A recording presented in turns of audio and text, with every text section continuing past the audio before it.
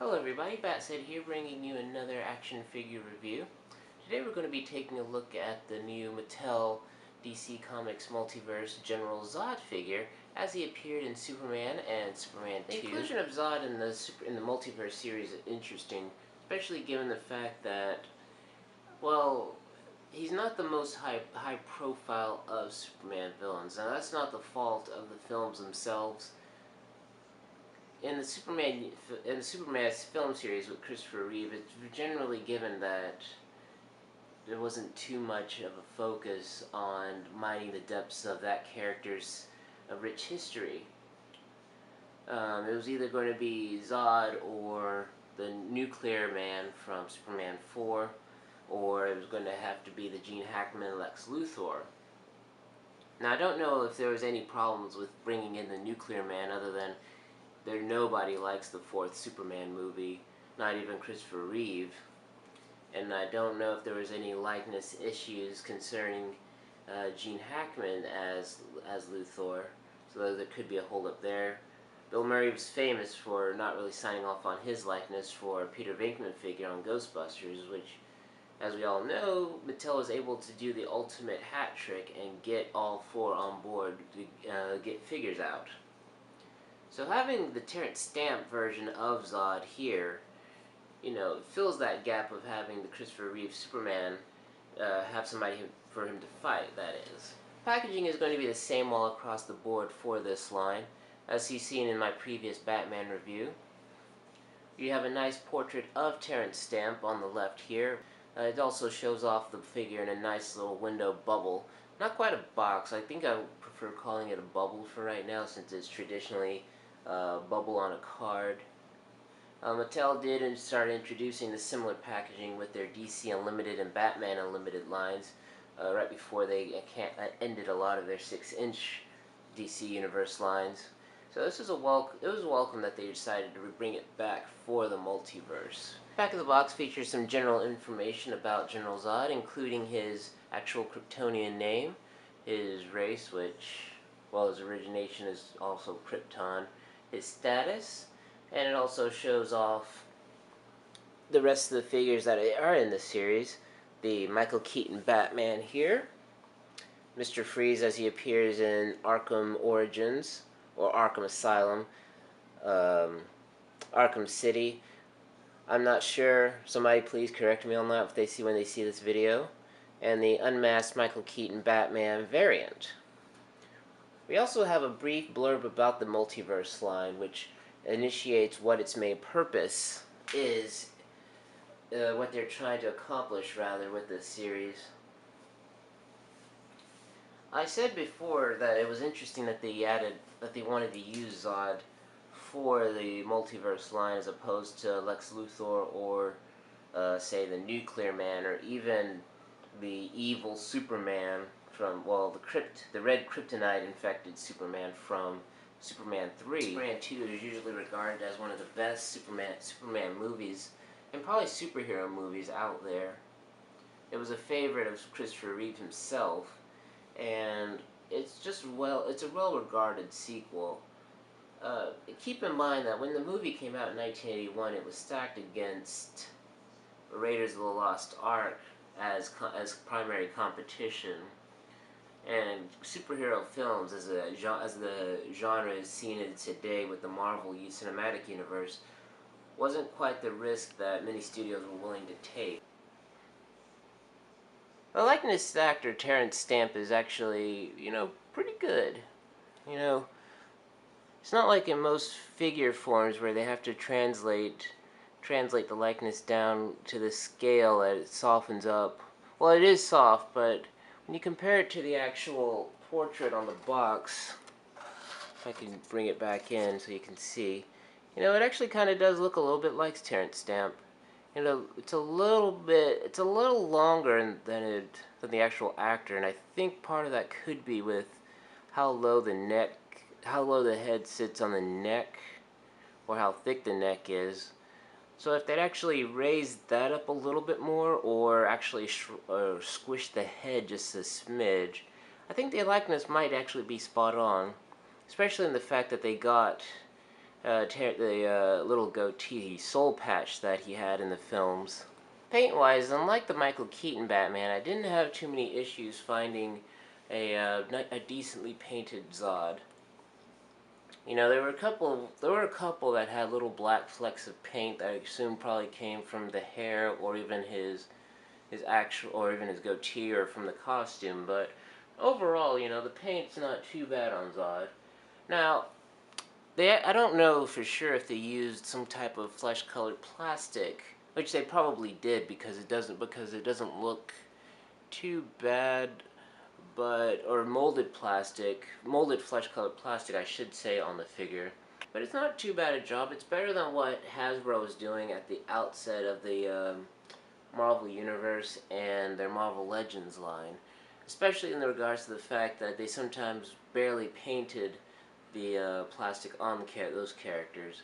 They've gotten a lot better since then, but when I look back at characters like Quicksilver or Banshee or even the two-pack or even Tony Stark unmasked Iron Man head, and I see what kind of how shiny those look in comparison to the ones that actually did have decently painted flesh tones, you know, it's kind of embarrassing. So kudos to Mattel for actually going a little bit on the extra route there with the paint when they could have just left these just plain and just not very appealing at all. Zod's articulation kind of puts a embarrassment to the earlier Batman, the Michael Keaton Batman, that's in the same series, in that they still didn't load it with as much articulation as I would have hoped in a couple of key spots, but where it matters, Zod actually delivers. He still doesn't feature a ball-jointed neck, but he does have a nice little swivel there. I think should Mattel go forward with these in the future, adding a ball joint would actually add a little bit more posability to how the figures actually would be, especially in terms of characters that are capable of flight, like Superman and other Kryptonians are. Aside from the swivel in his neck, Zod also features ball joints in both shoulders, and he can rotate them, go back like this. Or not this, sounds like I'm dumbing it down for you all. But yeah, he can rotate both shoulders. Swivels at the bicep, which was sorely lacking in the Batman figure. Articulation in both wrists. Swivel waist. No ab crunch, which is also missing on the Batman, which I also see might be a consistent concern throughout the line as well. After we see the T-hinges that were introduced in DC Universe Classics, there's not much down below the waist after that. He doesn't feature any thigh cuts or any type of mid-thigh articulation. He also does not get the double jointed knees that Batman here features had. The single jointed knees, similar to his elbows here. After that, nothing in the ankles or a boot cut as well. You know, it's a little bit disappointing too. It'll probably be a point I'll make repeatedly if I get more of these figures. How Hasbro, for this almost the same exact price of $10-15, can load their figures with more articulation and posability and play value, as opposed to Mattel, who always seem to be a bit, maybe 2-3 steps back in terms of moving forward in the action figure realm. Zod's only accessory is a funny one. It's the machine gun that he takes from a soldier in the film and basically turns into a pretzel. Now, much like with the Batman grapple gun, it's made of soft plastic. But unlike the grapple gun with this one, if I can just put it back into focus so you can get a better look at it, it's already bent in such a way that it actually looks pretty natural. Not quite rubbery, but probably not intended to last much longer than what it needs to. But that's okay. The gun is actually meant and was already molded to look destroyed. If I can just get it out of his hand so you can get a better look at it. Here. I can't pinpoint exactly when in the film he bends the piece from the soldier, but I want to say it's probably accurate to how it looked when he threw it away. It was a nice little inclusion on their part. You know, not many of these figures do get a lot of accessories, so this was welcome for what it was. I noticed with the Christopher Reeve Superman they didn't add any kryptonite or anything, so that would have been neat right there. What do I think of General Zod? I think he has a lot more pluses than minuses. What does hurt the figure, I think, the most is that lack of any ball joint articulation in his neck. As I said before, Zod's inability to really fly or even look very good and convincing in a flying pose won't actually happen without doing some major reconstruction on the figure in order to make that joint happen.